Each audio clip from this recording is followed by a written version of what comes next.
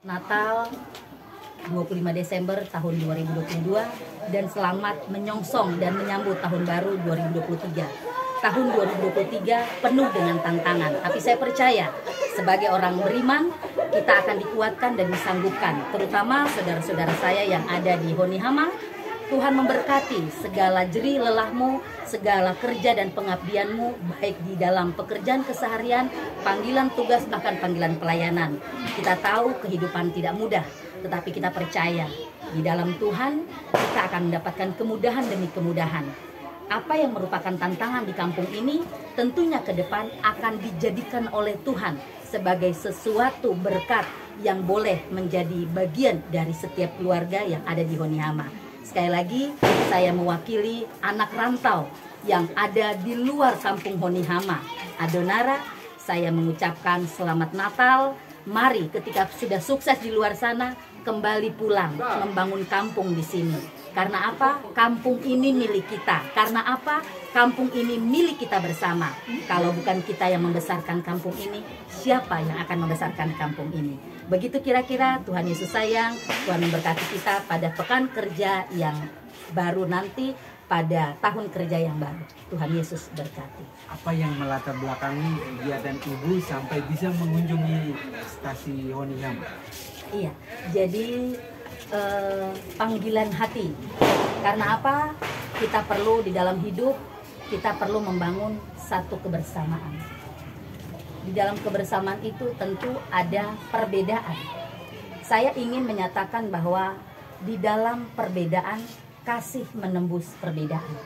Saya dari asal kampung yang berbeda, dari tanah yang berbeda, tetapi saya mau sampaikan bahwa di dalam kepelbagaian kita, Tuhan memakai kita semua anak-anak Tuhan, bahwa tidak ada yang bisa memutuskan kita.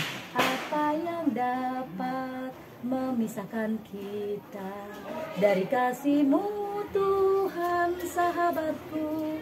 Tidak ada yang bisa memisahkan kita, hanya satu darah Kristus yang bisa mengikat kita. Kemudian ada banyak hal yang saya jumpai di sini. Mungkin sebagian orang menganggap itu biasa-biasa saja.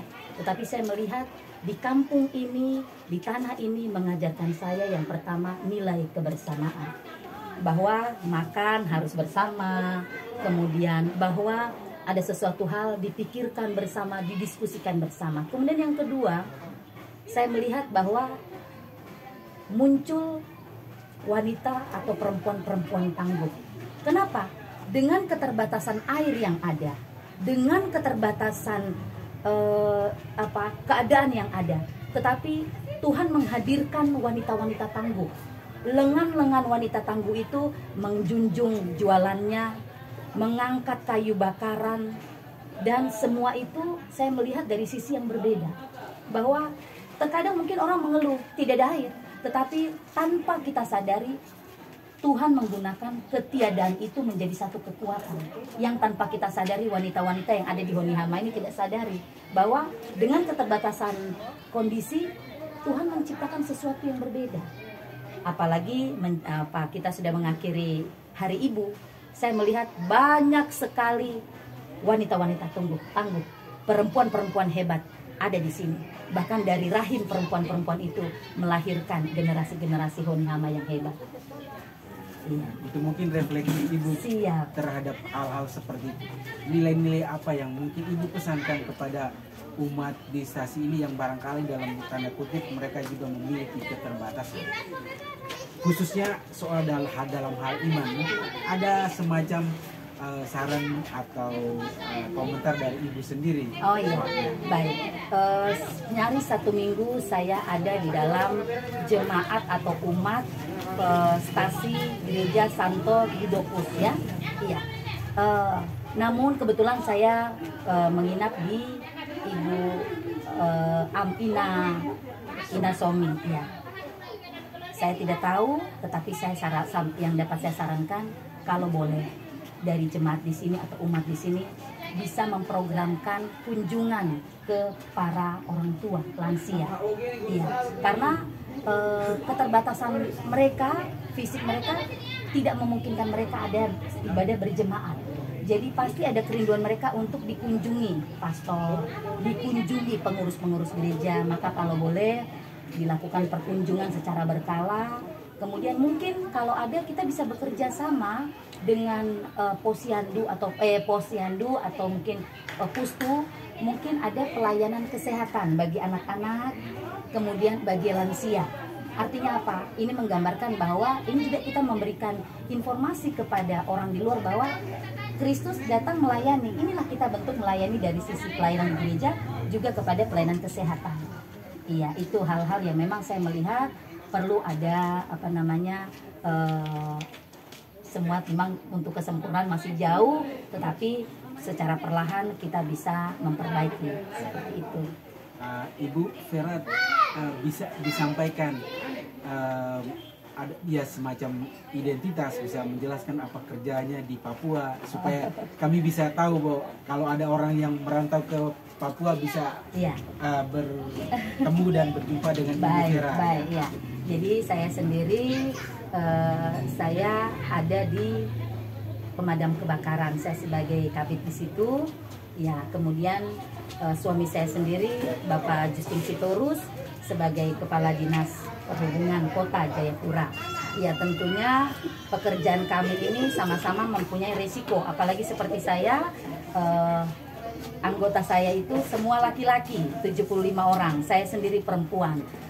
Saya sebagai pimpinan dari mereka, tetapi itu di satu sisi itu merupakan tantangan, tapi juga sekaligus sebagai sesuatu yang memotivasi saya bahwa bagaimana saya bisa melakukan yang terbaik. Tadi saya sedikit tersentuh dengan khotbah dari pastor. Pastor menyatakan tadi dengan lagu, sederet lagu, dikatakan, ya Tuhan, kepadamu kuserahkan hidup dan nyawaku. Artinya apa? Di dalam setiap pekerjaan tentu mempunyai resiko-resiko. Terlebih saya resiko tinggi karena saya ada di pemadam kebakaran.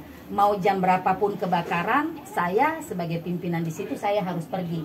Padahal itu pekerjaan yang identik dengan seorang laki-laki. Tetapi saya tidak tahu kenapa tangan Tuhan membawa saya sampai di bidang itu. Sehingga saya sadari bahwa ketika tangan Tuhan membawa saya di situ, maka pasti ada maksud Tuhan yang saya sendiri tidak pahami. Tetapi pasti dengan iman kita bisa pahami bahwa oh, nanti ke depan kita tahu seperti apa maksud Tuhan. Seperti itu. Jadi kalau Bapak sendiri sebagai Kepala Dinas Perhubungan Kota Jayapura, kalau saya di pemadam, dan puji Tuhan saya merasa bersyukur karena perjuangan saya di tahun kurang lebih 18 sampai 23 tahun saya ada di sekretariat Dewan Kota. Namun saya tidak tahu kenapa jalan Tuhan membawa saya di pemadam kebakaran, dan saya baru jalan 5 tahun di situ, tapi saya sudah menjadikan itu sebagai dinas. Jadi pada hari Rabu minggu kemarin sudah resmi melalui mekanisme sidang dewan menjadi dinas pemadam kebakaran dan penyelamatan Kota Jayapura, satu-satunya atau boleh dikatakan pilot project dari Papua dan Papua Barat, bahkan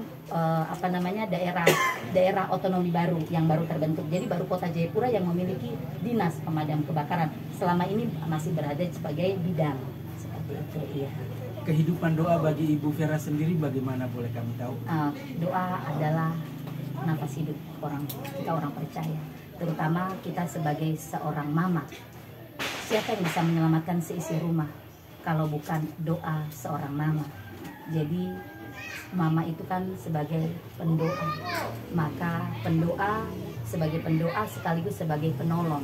Kalau dia penolong berarti dia harus lebih kuat dari yang ditolong. Siapa yang ditolong? Itu suami. Siapa yang ditolong? Itu anak-anak. Maka sebagai penolong dia harus kuat. Bagaimana kita bisa kuat? Satu-satunya kita hanya bisa bersandar kepada Tuhan. Maaf Ibu, barangkali Ibu memang dari Katolik atau sebelumnya Protestan? Iya. Saya sendiri, saya sebagai umat atau jemaat di GKI Peniel Kota Raja. Iya, saya GKI Peniel, itu kami Protestan. Namun saya sudah tanya sama di sini untuk Protestan agak jauh jarak tempuh, jadi saya bilang intinya semua sama. Kita menyembah pada Tuhan yang satu. Kita percaya bahwa hanya darah Kristus yang mempersatukan kita. Mungkin ini bagian terakhir dari wawancara ini. Ibu Vera, apa yang menginspirasi kok jauh-jauh di Papua bisa berlibur ke Honeyama. Mungkin sisi lain dari itu, inspiring apa gitu? Iya, saya sesungguhnya ingin menjaga hati. Kita hidupkan harus menjaga hati. Selama ini adik saya Linda sudah bersama-sama dengan saya. Bagaimana saya bisa menjaga hati? Terlebih menjaga hati dari seorang Mama Ina Somi. Ya, sebagai seorang anak kita berkewajiban memberikan segala hal yang terbaik untuk memperpanjang umur orang tua. Artinya apa? Bagaimana memperpanjang umur orang tua? Dengan melakukan hal-hal yang menyenangkan beliau. Perihal menjaga hati, saya datang dalam tajuk perihal menjaga hati. Dimanapun kita berada, baiklah kita berbuah seperti itu. Dan yang kedua, saya sesungguhnya memberikan pembelajaran kepada anak-anak saya di rumah bahwa berlibur tidak identik dengan sesuatu yang serba enak, serba manis.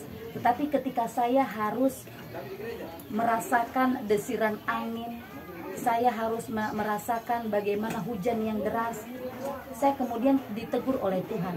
Kenapa kamu takut? Karena di sini umat bertahun-tahun hidup tidak ada apa-apa. Sekalipun hujan, sekalipun angin, tidak apa-apa. Berarti kan kasih Tuhan itu tidak terbatas. Bahkan sampai ke daerah Honeyama yang jauh pun tangan Tuhan ada di situ. Jadi di situ banyak mengajarkan saya bahwa luar biasa tangan Tuhan. Rasanya, kok bukan hanya di Jayapura, ternyata sampai di Honeyama yang saya harus melakukan perjalanan beratus-ratus kilo. Ternyata puji Tuhan kita bisa ada merasakan udara yang sama, air yang sama. Cuma satu pesan saya, kalau boleh melalui gereja mungkin bisa menyampaikan kepada pemerintah bahwa di sini penyumbang suara yang juga tidak sedikit. Kita tahu tahun 2024 nanti adalah tahun politik, tapi kita coba mengangkat potensi yang ada di daerah Honeyama. Apa? Kita bisa menyumbangkan suara, tetapi bagaimana suara itu bisa didengar oleh para wakil rakyat? Mari beri saya air. Mari. Jadi kalau dong bilang di iklan sumber air sudah dekat, sebenarnya belum. Toh, karena kaki-kaki tangguh masih harus jalan. Wanita-wanita tangguh masih harus menjunjung air di kepala. Tapi luar biasa, Tuhan Yesus sayang. Maka saya sampaikan kalau boleh bangun kekuatan pemuda-pemuda gereja, para wanita gereja, wanita Katolik WK, kemudian para pria Katolik untuk coba meramu, untuk menyampaikan kepada pemerintah, kami butuh air. Kemudian yang kedua, kami butuh bagaimana suplai minyak tanah sebagai bahan bakar. Saya dua kali saya ke Waiwerang, tetapi tidak ada minyak tanah.